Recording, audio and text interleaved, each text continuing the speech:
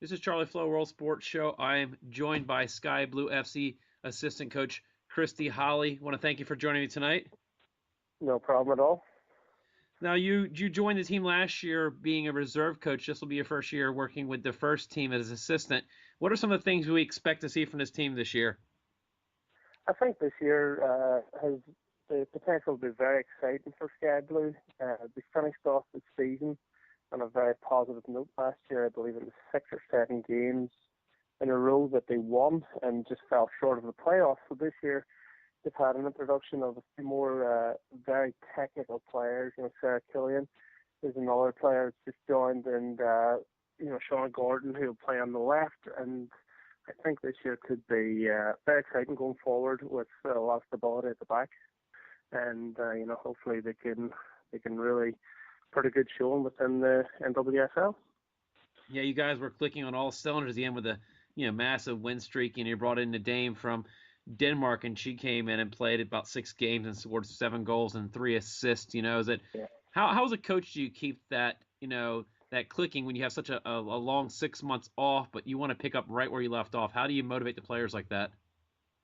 I think the players themselves don't really need any further motivation other than the fact that they fell just a little bit short last year. I think as the season progressed, and with the introduction of Nadia, they really began to click and show great chemistry on the field. You just need to look at some of the footage from last year and maybe some of the preseason work already, where you see Katie, Sarah, Maya, really clicking going forward. So they know what their potential is, and it's something that's going to be very exciting for us moving into the start of the season. Now, this is a very, very challenging year for any coach in the NWSL and all the coaching staffs out there and rosters that you guys and every team's going to have depleted rosters throughout the season because of Mhm. World Cup call-ups, camps, international games before the World Cup. What are some of the players that you think are going to, rise to the occasion and be almost household names by the end of the season?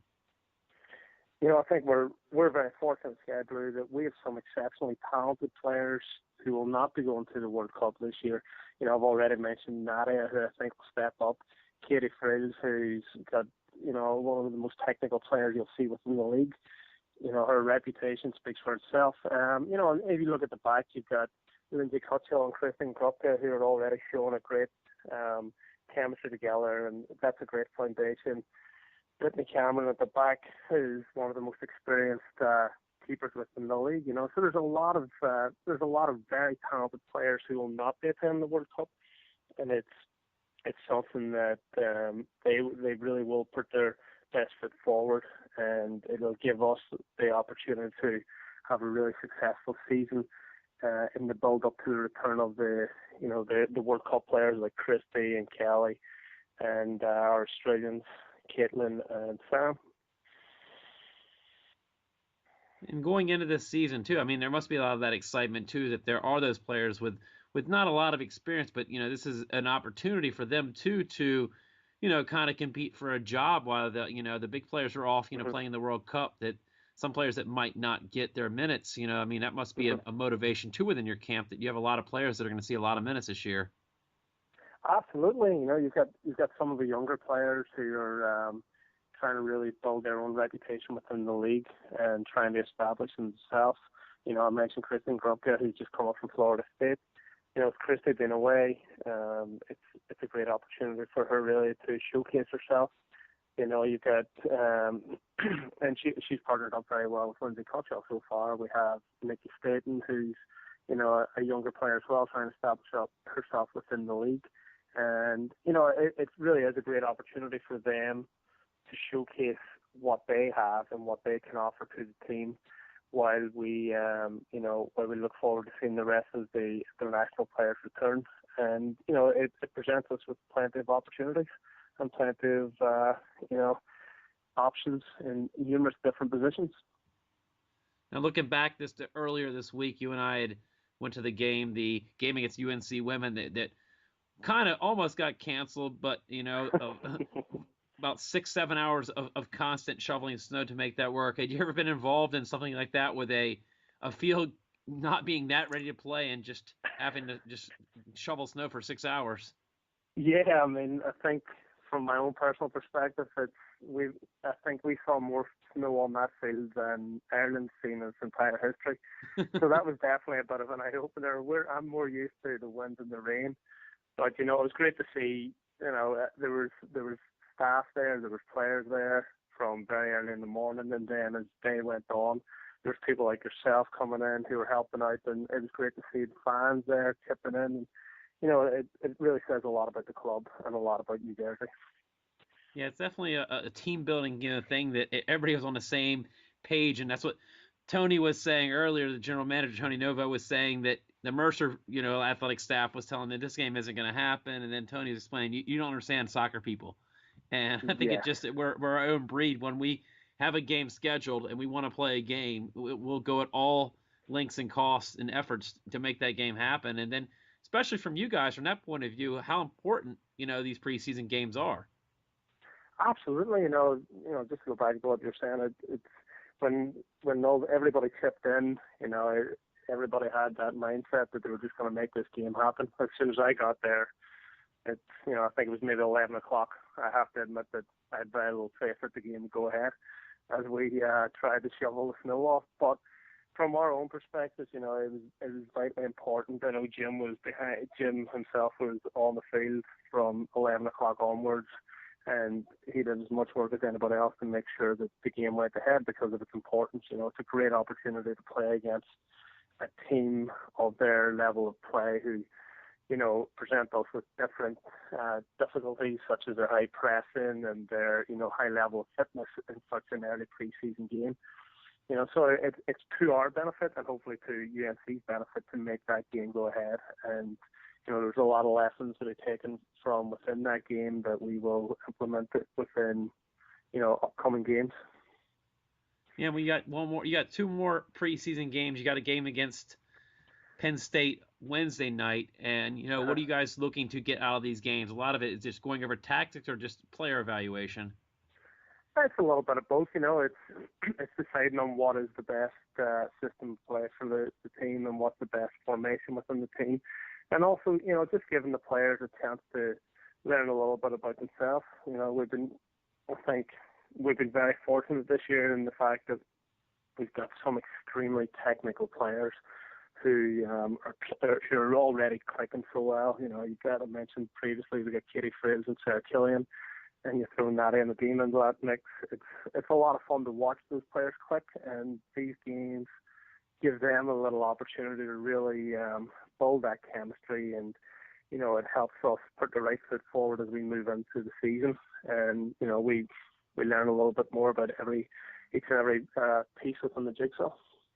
Now, your experience in the women's game, you probably played growing up in Ireland. What was the women's game like growing up? Because even you and I are not that far in age apart. That really the women's game's very young, and it's still growing in Europe. What's it like in Ireland?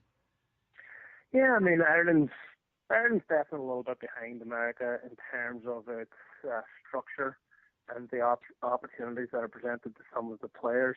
I think in my time that I've been over here for the last 10 years on and off, I've definitely seen that the American game is a little bit more developed, but again, it's a different style of play. Here, it's there's a big emphasis on the athleticism, but I think over the last 2, 3, 4 years, I've definitely seen that focus move towards working with more technical players who've got a better game intelligence. Whereas back home, it's the players that are more exposed to the game, and it's maybe a little bit more natural to them, but they certainly do not have the overall athleticism and overall talent that is readily available within America. And what's some of your background? How did you get involved? Because Ireland, you have a mix of sports. You got your hurling, you got Gaelic football, and you got rugbies. And how did you get involved in soccer? I must say, I'm very impressed that you were able to bring up hurling and Gaelic so easily. That's quite impressive. But I was quite fortunate as I grew up. I was presented with a lot of different opportunities to play hurling, Gaelic, rugby. Swimming was maybe my main sport growing up, but I think soccer was the one sport that I absolutely loved. And I played through club. I played through what would be the equivalent of middle school and high school, and into college, and throughout that kind of pathway, coaching opportunities presented themselves from the age of 15 onwards, and I can't always went with the opinion that if we weren't good enough to play professionally, then I may as well try and coach professionally. And I absolutely love the game, and it's something that continues to evolve, and it always challenges you every day. So that it kind of falls in well with what I'm trying to do now. Yeah, it's funny that I actually had an experience just last night with the Gaelic football team. Our indoor soccer games that we and some friends usually play on Monday nights was double booked, and there was a gymnastics meet. So the director of the gym called a couple other local gyms and said, "Oh, there's a Gaelic football team that's actually training, and they play pickup soccer. Do you want to play with them?" We were a little hesitant, but I can tell you, it's probably one of the most physical games of soccer I've played in my entire life.